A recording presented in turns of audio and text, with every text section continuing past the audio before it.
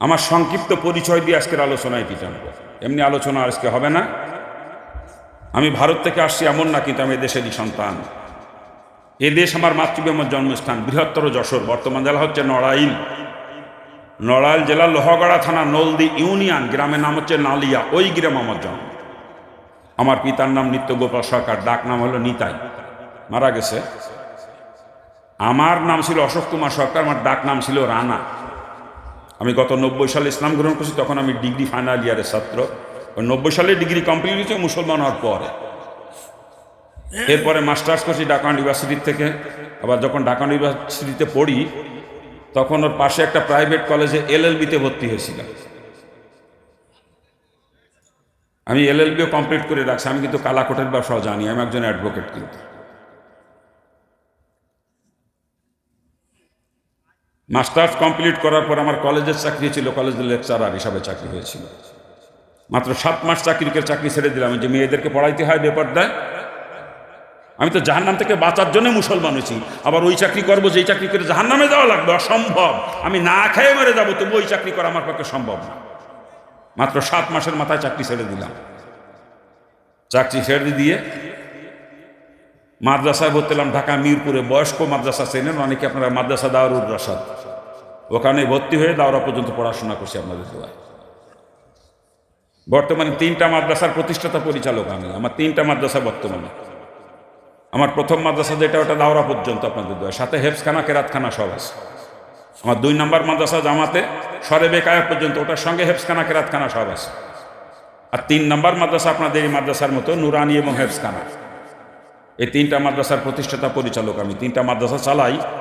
আজ পর্যন্ত কারো কাছে হাত পাতে বলি না যে আমার মাদ্রাসার জন্য 5টা টাকা দেন। ও সাথী গেলি টাকা দেয় 3 দেওয়ার কথা কয় 33টে। ও শুনবে কি? আমি কি সেই বাপের বলা? 3 টাকা জন্য 33 কথা শুনো। আমার বাপ বড় মাপের ধনী, দেশের বড় মাপের শিল্পপতি। আমার বাপ, আমার বাপের যে কত সম্পদ, আমার বাপ নিজেও তার হিসাব দিতে পারবে না কোনোদিন। আর আমি 3 টাকা জন্য 33 কথা শুনবো? মাদ্রাসা করেছি, পাল্লি চালাবো, নালি বন্ধ করে দেবো, হাত পাতবো না কোনোদিন। দোয়া করেন আপনারা। তবে অনেক সময় অনেক উপযোজক হয়ে দেয়, সেটা নিই না। একজন মানুষ আখেরাতের ব্যাংকে জমা করতে চায়, মাদ্রাসায় দান করে। ওটা না নিলে তাকে আখেরাত থেকে বঞ্চিত করা হবে, ঠিক না? এভাবে উপযাচক হয়ে সারা বিশ্বের থেকে আসে। যেখানে মুসলমান আছে আমার বয়ান যারা দেখে, ও এর মাঝে জার্মান থেকে 5 লাখ টাকা পাঠাইছে। সিলেটের কাল্লার বান্দা জার্মান থেকে 5 লাখ টাকা পাঠাই দিয়েছে। এই টাঙ্গাইলের কাল্লার বান্দা থাকে সৌদি, সে জায়গাতে 2 লাখ টাকা পাঠাই দিয়েছে মাদ্রাসার অ্যাকাউন্টে। এরকম আসে। আর আমার এলাকার মানুষ যথেষ্ট দেয় আপনাদের দেয়, যথেষ্ট। না দিলে আমি পারতাম না চালাইতে। এই উপযোজক হয়ে যে যা দেয়, আর আমি গুণাগার যা কামাই করি, এটা দিয়ে 3টা প্রতিষ্ঠান আল্লাহ পাক চালাইতেছে। কোনোদিন হাত পাতে কারো কাছে বলি নাই যে 5টা টাকা আমার মাদ্রাসার জন্য দেন, বলবো না কোনোদিন ইনশাআল্লাহ। এই জন্য আমার দাওয়াত নিলে টাকা একটু বেশি দিতে হয়। না দিলে আমি কি করে চালাবো মাদ্রাসা বলেন? আমার যদি মাদ্রাসা না থাকতো, শুধু আসা যাওয়ার গাড়ি ভাড়া দিতেন, আর আমার সংসারের জন্য সীমিত খরচ দিলে আমার চলে যেত। আমার সংসারের খরচও একেবারে সীমিত, খুব সীমিত আমার সংসারের খরচ। একটা মাহফিলের হাত দিয়ে 1 টাকা পুরা মাসেও লাগে না আমার সংসারে। আমি 30 দিন কষ্ট করি শুধু মাদ্রাসার জন্য। দোয়া করবেন আপনারা, আল্লাহ পাক যেন আমার খেদমত কবুল করে। আর এখন তো 2 হাত ভরে কামাই করি আপনাদের দোয়ায়। প্রতি মাসে মিনিমাম 14-15 লক্ষ টাকা কামাই করি প্রতি মাসে, মিনিমাম 14-15 লাখ। ইচ্ছা করলে প্রতি মাসে একটা গাড়ি কিনতে পারি। আমার একটা গাড়ি নাই, আমি বাই রোডে চলাচল করি। এই যে আজকে এসে নামছি চান্দুরা থেকে, আর 8টায় আইছি শফিপুর থেকে এসে নামছি আর লস্কর সালা না, একবার ওই সিএনজিতে এই মাদ্রাসার মাঠ পর্যন্ত আইছি। আনছে যে এই ভাইজান কেন কই ভাইজান আর এক ভাইজান, 2জনে নিয়ে আসছে। অনেক কষ্ট হয় আমার সফরে, অনেক কষ্ট হয়, কিন্তু তারপর একটা গাড়ি কিনতে পারিনি আজ পর্যন্ত। অথচ প্রতি মাসে একটা গাড়ি কিনতে পারি আমি আপনাদের দোয়া। সেটাকে আমি কামাই করি। আমার ভুল বুঝেন না, আমি দুনিয়ার কুত্তা না। আমার বাপের যথেষ্ট আছে। আমি ইসলাম গ্রহণ করছি দুনিয়া কামাই করার জন্য না, জাহান্নাম থেকে বাঁচার জন্য। এই যে টাকাগুলা নিই আমার মাদ্রাসা চালাইতে লাগে, তাই আমি পরিষ্কার করে বলে দিই সবাই যে এই টাকা দিতে যদি আপনাদের কষ্ট হয়, আমার মাদ্রাসার জন্য এই টাকা দিতে হবে, যদি কষ্ট হয় আমার না নিয়ে আপনার অন্য বক্তা দিয়ে করেন, আমি তাতে খুশি। কিন্তু নিয়ে যদি কম দেন তখন আমার মাদ্রাসা চালায় কষ্ট হয়, আমি কষ্ট পাই। কি করব, মাদ্রাসা বন্ধ করে দেব? যদি বন্ধ করে দিতে বলেন বন্ধ করে দিই, আমার এত টাকা দেওয়া লাগবে না আপনাদের।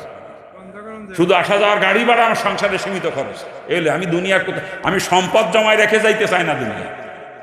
ও তো নিয়ে যেতে পারবো না। এই যে বাড়ি গাড়ি করছেন আপনারা, সব তো নিয়ে যাবেন কবর যাওয়ার সময় নাকি? হ্যাঁ, যা নিয়ে যাইতে পারবো না, আমার কোনো কামে লাগবে না, ওর পিছনে জিন্দেগি ব্যয় করবো, অত বড় গাধা আমি না। কি কন? হ্যাঁ, যেটা আমার কোনো উপকারে আসবে না, আমি যা সাথে করে নিয়ে যাইতে পারবো না, ও তো পড়ে থাকবে। এখন চক্ষু বন্ধ হলে সব পড়ে থাকবে, আমাকে খালি হাতে মিসকিনের মতো চলে যাওয়া লাগবে। কি কথা ঠিক না? তকদিরে থাকতে 3 টুকরা সাদা কাপড়, আর কিচ্ছু দেবে না আমাকে। দেবে? এটা গেঞ্জি গায়ে ছিল মারা যাওয়ার সময়, ওই গেঞ্জিটা মনে হয় মরিয়ে গেছি, শক্ত হয়ে গেছে শরীর, আমি তো খুলতে পারতেছে না, ওইটা মনে নিয়ে যাইতে দেবে নাকি? হ্যাঁ, কাইটে বের করে নিবে।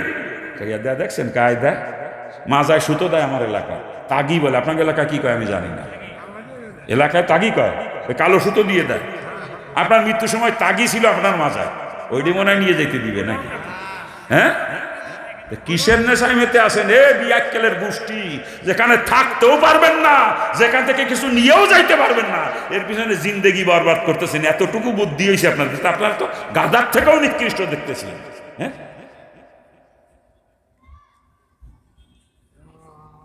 আল্লাহ আমার বুঝ দিয়েছে আপনাদের দোয়ায়।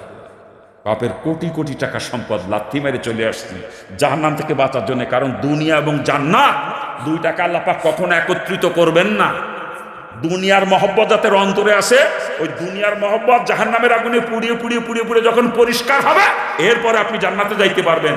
তাছাড়া দুনিয়ার মহব্বত নিয়ে যদি কেউ কবরে যান, ওই যতদিন দুনিয়ার মহব্বত অন্তরে থাকবে ততদিন আপনি জাহান্নামে। আল্লাহ পাক জান্নাত আর দুনিয়া 2টাকে কখনো একত্রিত করবেন না, কখনো না। যান, এখন তো 2 হাত ভরে কামাই করি, কিন্তু মুসলমানে কত কষ্ট করছি জানেন আপনারা? 3 দিন একটা দানা পেটে যায় নাই, 3 দিন পানি খেয়ে পার করছি, 3 দিন শুধু পানির উপরে। 3টা রাত ক্ষুধার যন্ত্রণা, একটু ঘুম আসে নাই কখনো আমার চোখে। পেটে ক্ষুধা থাকলে চোখে ঘুম আসে বলেন? সারা রাত যায় নামাজে বসে চোখের পানি জড়াইছে, দোয়া করছি, আল্লাহ তোমার উপরে বিশ্বাস নিয়ে তুমি সমঝি, তুমি তো রিজিকের জিম্মাদার, তুমি খানার ব্যবস্থা করে দাও। 3 দিন 3 রাত কানতে কানতে আল্লাহ তাআলা কবুল করছে, লজিংয়ের ব্যবস্থা হয়ে গেছে। 4 দিনের দিন লজিং বাড়ি ভাত খাইছি, 3 দিন না খেয়ে থাকার পরে তবুও সারে না পয়সার জন্য হাত পাতি নাই কারো কাছে, হাত পাততে পারি নাই, হাত পাততে পারি নাই।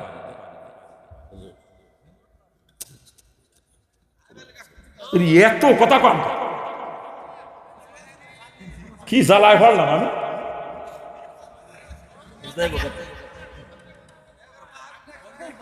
আমি কোথায় রাখছিলাম কথা?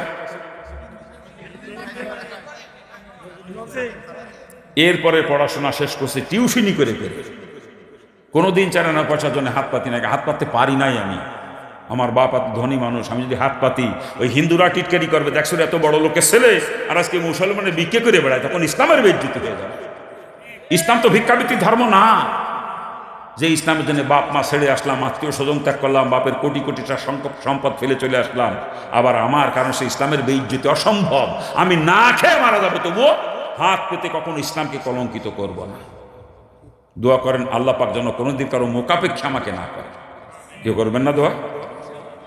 নিজের জন্য কোনোদিন কারো কাছে হাত পাতি নাই, মাদ্রাসার জন্য হাত পাতি নাই, দোয়া করবেন। আর আমার ইসলাম গ্রহণের পিছনে কোনো অলৌকিক ঘটনা কিন্তু নাই।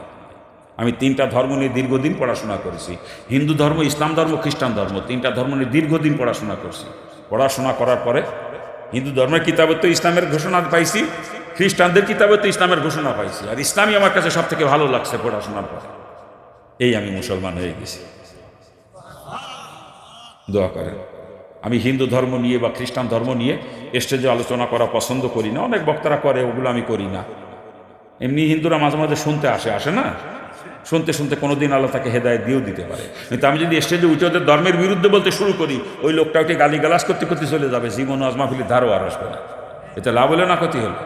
এই জন্য আমি স্টেজে আলোচনা করি না এগুলা। কিন্তু কোনো হিন্দু ভাই বা খ্রিস্টান ভদ্রলোক যদি আমার সঙ্গে বসতে চান আলোচনায়, যে কোনো মুহূর্তে আমি তৈরি, কিন্তু কন্ডিশন একটা, যদি উনি প্রমাণ করতে পারেন হিন্দু ধর্ম সত্য, আমি আবার হিন্দু হয়ে যাব, বা কোনো খ্রিস্টান পাদ্রী যদি প্রমাণ করতে পারে খ্রিস্টান ধর্ম সত্য, আমি খ্রিস্টান হব, কোনো আপত্তি নাই।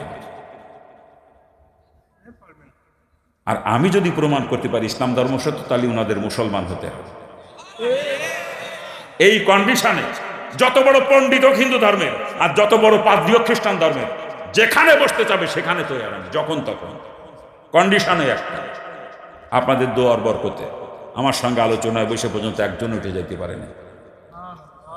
90 সালে ইসলাম গ্রহণ পর্যন্ত আমার হাতে আরো 72 জন কলমা পড়ে মুসলমান হচ্ছে, 72 জন। দোয়া করবেন আমার জন্য, কি করবেন না দোয়া? নিজের জন্য বা আমার মাদ্রাসার জন্য বা আমার নিজের জন্য আমি কোনোদিন হাত পাতি নাই কারো কাছে, তবে দিনের স্বার্থে মাঝে মাঝে হাত পাততে হয়, দিনের জন্য। আজকেও একটু নিয়ত করছি আগেই মনে মনে যে দিনের জন্য একটু হাত পাতবো আপনাদের কাছে। আশা করব কোনো মুসলমানের কাছ থেকে আমার হাত খালি হাতে ফিরবে না।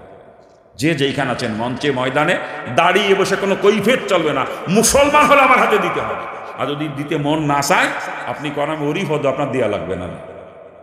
আমি হরিপদ হরে কৃষ্ণের কাছে হাত পাতি না, হাত পাচ্ছি আমার ভাই আব্দুর রহিম, আব্দুল খালেক, আব্দুল জব্বারের কাছে। কি বল? আমি হরিদাসী কালিদাসীর কাছে হাত পাতি নাই, হাত পাচ্ছি রহিমার কাছে, ফাতিমার কাছে, খাদিজার কাছে, না কি বলেন? এই জন্য কোনো মুসলমানের কাছ থেকে আমার হাত খেলাতে ফিরবে না। ও মাইকালা যদি মুসলমান মাইকালার দিয়া লাগবে থাকে, যদি পকেটে থাকতে না দিয়ে চলে যাবেন, আমার দাবি থাকবে কিয়ামত পর্যন্ত। আর 4 আনা 8 আনা 5 টাকা 10 টাকা দিবেন না কেউ আমার হাতে। আমি ভিখারির ছেলে না যে ভিক্ষে দেবে, চুপ করে বসেন। আমি ভিখারির ছেলে না, আমি 10 টাকা নিচে কখনো ভিক্ষাও দিই না। যেদিন শুনছি 1 কিলি পানের দাম 5 টাকা, 1 কাপ চার দাম 5 টাকা, সেদিন থেকে 5 টাকা ভিক্ষা দেওয়া বন্ধ করে দিচ্ছি। 10 টাকা নিচে ভিক্ষাও দিই না আমি কখনো।